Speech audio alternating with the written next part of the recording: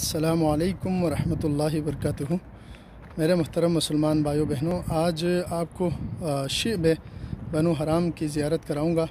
اور شعب بنو حرام جو ہے حضرت عبداللہ بن حرام رضی اللہ تعالی عنہ کا گھر ہے، جہاں پہ سیدنا جابر بن عبداللہ اور ان کے والد عبداللہ بن حرام رضی اللہ تعالی عنہما رہتے تھے، اور ان کے ساتھ رسول اللہ صلی اللہ علیہ وآلہ وسلم کے بہت سارے واقعات ہیں، اور وہ مشہور معجزہ رسول اللہ صلی اللہ علیہ وسلم کا ظاہر ہوا تھا، جس کا ذکر غزوہ خندق کے ویڈیوز میں بیان کیا ہے۔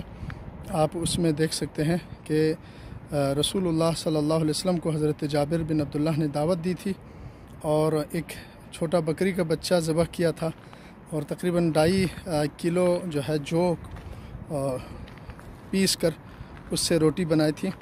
تو وہ مختصر سے کھانا جو ہے 1000 سے زائد صحابہ کرام رضوان اللہ علیہم اجمعین نے کھائے تھے، اور بھی بہت سارے اہم ترین واقعات ہیں، انشاءاللہ اس کو بیان کروں گا۔ حضرت عبداللہ بن حرام رضی اللہ تعالیٰ عنہ غزوہ احد میں اللہ کے راستے میں لڑتے ہوئے شہید ہوئے تھے۔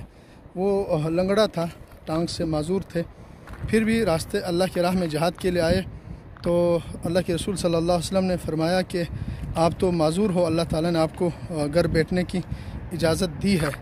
تو عبداللہ بن حرام نے ارشاد فرمایا تھا کہ اللہ کے رسول، میں اپنے اس ٹانگ سے لنگڑاتے ہوئے جنت میں جانا چاہتا ہوں۔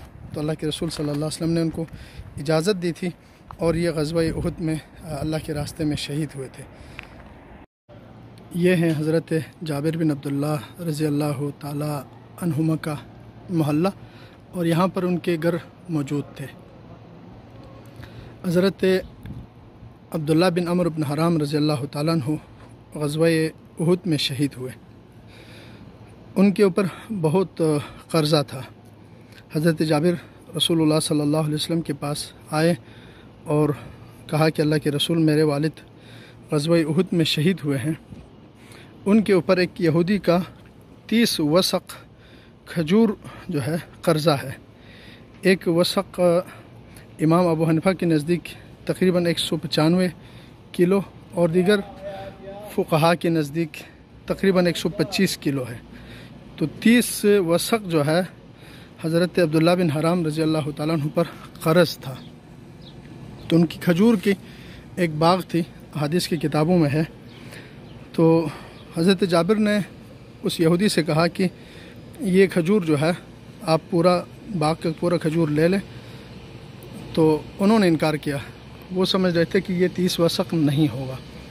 تو رسول اللہ صلی اللہ علیہ وسلم تشریف لائے، آپ نے اس کھجور کے باغ کا دورہ کیا، مکمل دیکھا، پھر حضرت جابر سے کہا کہ اپنے کھجور اتاریں اور تول کر 30 وسق جو ہے اس یہودی کو دے دیں۔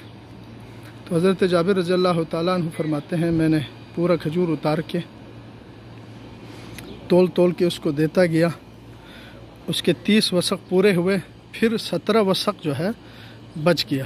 میں نبی صلی اللہ علیہ وسلم کے پاس آیا، عرض کی اللہ کے رسول، کھجور پورا ہوا اور بچ بھی گیا۔ تو نبی صلی اللہ علیہ وسلم فرمایا، جاؤ عمر ابن خطاب کو بتاؤ۔ وہ گئے اور حضرت عمر رضی اللہ تعالیٰ عنہ کو بتایا۔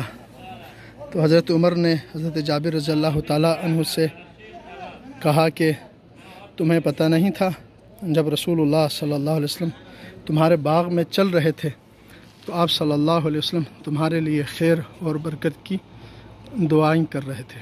اللہ کے رسول کی برکت سے وہ پورا قرض اتر گیا، اور 17 وسق کھجور بچ بھی گیا۔ اور بھی بہت سارے واقعات ہیں۔ حضرت جابر رضی اللہ تعالیٰ عنہ کا رسول اللہ صلی اللہ علیہ وسلم کی سیرت سے بہت گہرا تعلق ہے، کیونکہ وہ حدیث کے بہت بڑے راویوں میں سے ایک راوی ہے۔ حضرت جابر بن عبداللہ رضی اللہ تعالیٰ عنہ سے تقریباً 1540 سے زائد حدیثیں مروی ہے۔